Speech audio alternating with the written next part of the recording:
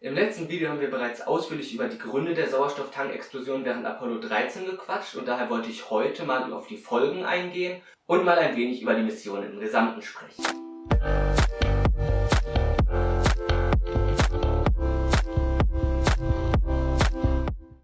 Und damit willkommen zu diesem Video. Ich hoffe, ihr habt einen angenehmen Tag. Apollo 13 war als die dritte Mondlandung des US-amerikanischen Apollo-Mondprogrammes geplant und sollte im Mondkrater Fra Mauro landen.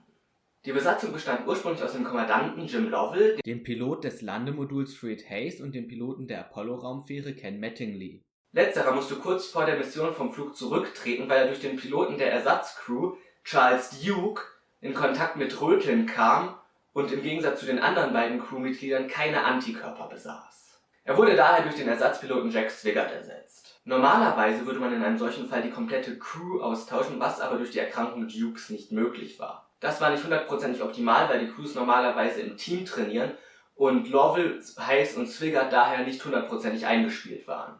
Der Flug startete am 11. April 1970 um 14:30 Uhr Ortszeit von der Startrampe 39A im Kennedy Space Center in Florida. 2 Minuten vor Brennschluss der zweiten Stufe fiel das zentrale J-2-Triebwerk aus, was jedoch durch 34 Sekunden längeres Brennen der verbleibenden J-2-Triebwerke kompensiert werden konnte.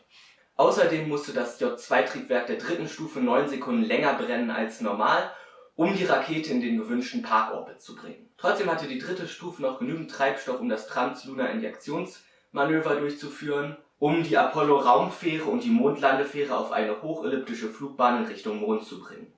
Diese Bahn erlaubt es bei Antriebsproblemen des Servicemoduls mit einer minimalen Kurskorrektur am erdfernsten Punkt in einen Wiedereintrittskorridor zur Erde zurückzukehren. In früheren Apollo-Missionen 8, 9 und 11 flog man stattdessen in einer freien Rückkehrbahn Richtung Mond, bei dem man im Falle eines Triebwerksproblems das Schwerefeld des Mondes nutzt, um ohne weitere Manöver in einen Wiedereintrittskorridor zu kommen. Dies hatte jedoch den Nachteil, dass man so nur auf eine relativ eingeschränkte Anzahl an Landeplätzen kam, weshalb man ab Apollo 12 ein sogenanntes Hybrid-Orbit nutzte. Dabei machte man in seinem elliptischen Orbit auf halbem Weg zum Mond eine Kurskorrektur, um seinen Kurs in Richtung des angepeilten Mondorbits zu korrigieren. Danach wird man allerdings ohne weitere Manöver erst am Mond und dann an der Erde vorbeifliegen. Wenn ihr bei den Flugbahnen gerade gar nichts verstanden habt, ist das nicht weiter tragisch. Ich werde demnächst ein Video über die Grundlagen der Orbitalmechanik machen. Und das hätte ich am besten schon vor dem Video hier gemacht, aber egal. Jedenfalls fand die Explosion nach dieser Kurskorrektur statt, weshalb man sich jetzt Gedanken über die bestmögliche Rückkehr zur Erde machen musste. Die schnellste Möglichkeit wäre ein direkter Abbruch gewesen, bei dem man auf dem direkten Weg zurückgeflogen wäre. Allerdings wurde das Triebwerk des Kommando- und Servicemoduls, was als einziges Triebwerk genug Treibstoff für dieses Manöver zur Verfügung hatte, möglicherweise bei der vorherigen Explosion beschädigt, was einen Zündungsversuch dieses Triebwerks zu einem unkalkulierbaren Risiko machte. Daher entschied man sich mithilfe des Landetriebwerks des Landemoduls, in eine freie Rückkehrbahn mit anschließendem Landegebiet im Indischen Ozean einzuschwenken und durch ein weiteres Manöver auf dem Rückweg die Rückkehrzeit um 9 Stunden zu senken, sowie dabei die Landezone zurück zum geplanten Ort im Pazifik zu bewegen. Wie bereits im letzten Video erwähnt, wurde das Kommando- und Servicemodul komplett runtergefahren und das Mondlandemodul wurde als Rettungsboot benutzt.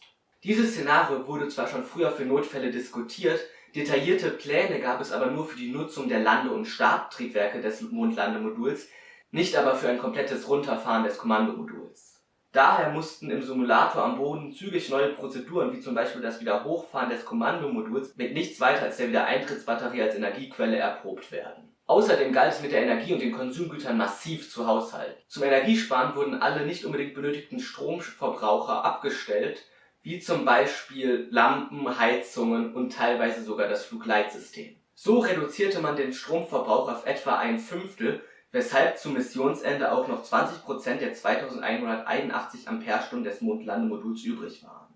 Das zeitweise Herunterfahren der Flugleitsysteme machte es nötig, für die genaue Ausführung der späteren Manöver das Flugleitsystem über den Sextanten an einem Navigationsstern neu auszurichten. Das war aber nicht so leicht möglich, weil das Raumschiff von Trümmerteilen umgeben war, die das Sonnenlicht reflektierten und so für die Besatzung als falsche Sterne sichtbar waren. Einem schlauen Kopf am Boden fiel jedoch ein, dass es noch einen deutlich sichtbaren Stern gibt und so verwendete man die Sonne zum Ausrichten der Flugleitsysteme. Ein anderer kritischer Faktor war der Wasserverbrauch. Die Mondlandefähre hatte in 2 Behältern insgesamt 312 Liter Wasser an Bord. Unter normalem Wasserverbrauch würde der als Kühl- und Trinkwasser benötigte Vorrat 5 Stunden vor dem Erreichen der Erde verbraucht sein. Die Mondlandefähre kann einige Stunden ohne Kühlung auskommen, man entschied sich aber trotzdem zum Wassersparen.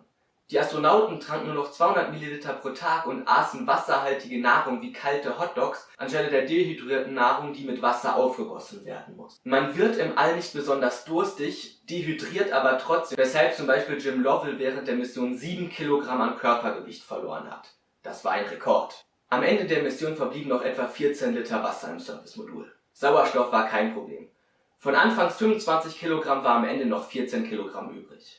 Wenn auch die Astronauten nicht zu ersticken drohten, drohte ihnen dennoch eine CO2-Vergiftung. Kohlenstoffdioxid wurde im Apollo-Programm in Lithiumhydroxidkanistern aus der Luft gefiltert. Dabei reagieren je 2 Lithiumhydroxidmoleküle mit einem CO2-Molekül zu Lithiumcarbid und Wasser. Anschließend wird noch die Feuchtigkeit aus dem Luftstrom entfernt. In der Mondlandefähre waren Filter für 53 Stunden verfügbar. Benötigt wurden aber 85 Stunden. Im Kommandomodul waren Filter für weitere 182 Stunden vorhanden, die jedoch unbrauchbar waren, da sie viereckig waren, während die Löcher in der Landefähre runde Kanister aufnahmen. Es musste also ein Adapter gebaut werden, der nur aus Teilen bestand, die an Bord waren. Der Adapter bestand abgesehen vom Kanister aus einer Plastiktüte, einem Schlauch eines Raumanzuges, etwas Pappe und sehr viel Panzertape. Vereinfacht gesagt wurde ein Bogen aus Pappe auf den Kanister geklebt. Über diesen und die obere Hälfte des Kanisters wurde eine Tüte gestülpt und luftdicht verklebt. Der Pappbogen stellte sicher, dass immer eine Lücke zwischen Tüte und Filter blieb. Durch eine Ecke der Tüte wurde dann ein Schlauch eingeführt und luftdicht verklebt. Das andere Ende des Schlauches wurde dann in den eigentlichen Lufteinlass des Umweltkontrollsystems gesteckt, von wo aus die Luft dann durch den eigentlichen Unterbringungsort der runden Filter zur Luftentfeuchtungsanlage und wieder zurück in die Kabine strömte. 5 Stunden vor Landung wurde noch ein letztes Korrekturmanöver durchgeführt, um die Landezone mit Präzision anzufliegen. Kurz darauf wurde das Servicemodul vom Kommandomodul und der Landefähre getrennt und die Astronauten fotografierten den Schaden. Das defekte Servicemodul wurde überhaupt nur so lange mitgeschleppt, um das Hitzeschild des Kommandomoduls vor den Bedingungen im Weltraum zu schützen. Daher stellte der Hersteller der Mondlandefähre Grumman dem Hersteller des Servicemoduls North American Rockwell später eine Rechnung in Höhe von $312.421,24 für den Abschleppservice vom Mond zur Erde. Das war natürlich ein Scherz und North American Rockwell antwortete, dass Grumman sie in der Vergangenheit für ähnliche Dienste auch nicht bezahlt habe. Rund 8,5 Stunden vor der Landung kehrten die Astronauten ins wieder hochgefahrene Kommandomodul zurück und trennten die Mondlandefähre eher gewaltsam ab. Um sicherzugehen, dass sich beide Raumfahrzeuge weit genug voneinander trennen, wurde nämlich die Verbindung abgesprengt, als noch Luft zwischen den Luken der beiden Raumfahrzeuge verblieben war, damit der Gasdruck die beiden Raumfahrzeuge auseinanderdrückt. Nach 142 Stunden, 54 Minuten und 41 Sekunden landete die Kapsel im Pazifik, wo die Astronauten von der Besatzung des US-Flugzeugträgers Iwo Jima aufgelesen wurden. Nach der Landung wurde eine Untersuchung eingeleitet, die einen 215-seitigen Bericht hervorbrachte. Auf Empfehlung des Berichts wurden die Sauerstofftanks stark modifiziert. Die Lüfter wurden entfernt, das heißt die Stratifizierung wurde in Kauf genommen und mit Computermodellen erforscht. Die thermostatischen Schalter wurden entfernt und durch Temperatursensoren an den Heizgeräten selbst, von denen es jetzt pro Tank 3 gab, ersetzt. Das Material der Mengensonde wurde von Aluminium auf Edelstahl umgestellt und der Einsatz von Teflon wurde minimiert. Außerdem wurde ein dritter Sauerstofftank und eine Notstrombatterie im Servicemodul installiert. Wenn euch das Video gefallen hat, würde ich mich sehr über eine positive Bewertung freuen. Abonniert doch den Kanal, wenn euch das Video gefallen hat. Vielen Dank.